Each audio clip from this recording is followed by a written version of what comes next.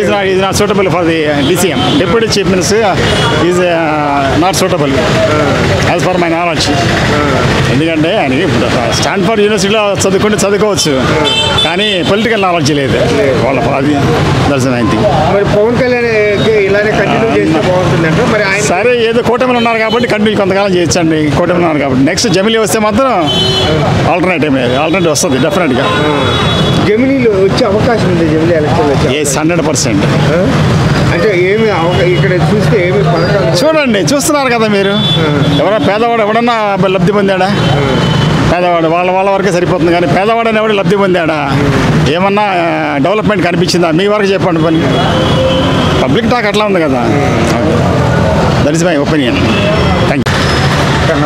ఇప్పుడు ఆల్రెడీ ఏదైతే ఉందో డిప్యూటీ సీఎంగా ఆల్రెడీ లోకేష్కి ఇస్తే బాగుంటుంది. పవన్ కళ్యాణ్ కాకుండా ఆల్రెడీ టీడీపీ వర్గాలు ఎలా అంటే ఇప్పుడు పాత గవర్నమెంట్లో డిప్యూటీ సీఎంలు 3-4 ఉన్నారు కదా, అలాగే ఆయన తీయకుండా ఈయనకి ఇవ్వచ్చు.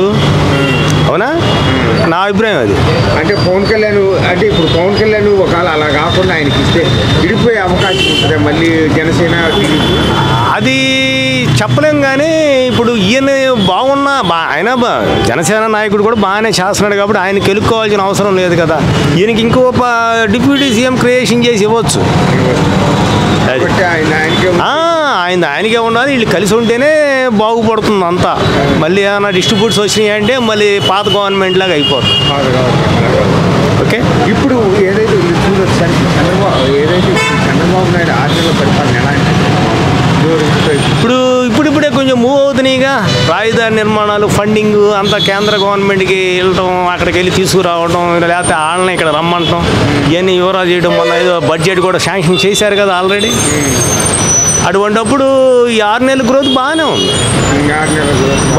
అంటే కొంతమంది అంటారు ఇంతవరకు ఒక పథకం కూడా ఇవ్వట్లేదు, పథకాలు అనేది దానికి ఆ సబ్జెక్ట్ గురించి అయితే నేను మాట్లాడను కానీ నాకు తెలియదు. ఈతను పరిపాలన, దేశ అభివృద్ధి, ఉద్యోగ కల్పన ఇవన్నీ కూడా చాలా బ్రహ్మాండంగా ముందు ఉండేటట్టుగా ప్లాన్లు వేస్తున్నాడు. ఇప్పుడు ఆల్రెడీ రాజధాని పనులు కూడా స్టార్ట్ అయినాయి. పోలవరం ఆగట్లేదు. ఈ రాజధాని పోలవరం కదా మెయిన్ ఇష్యూ.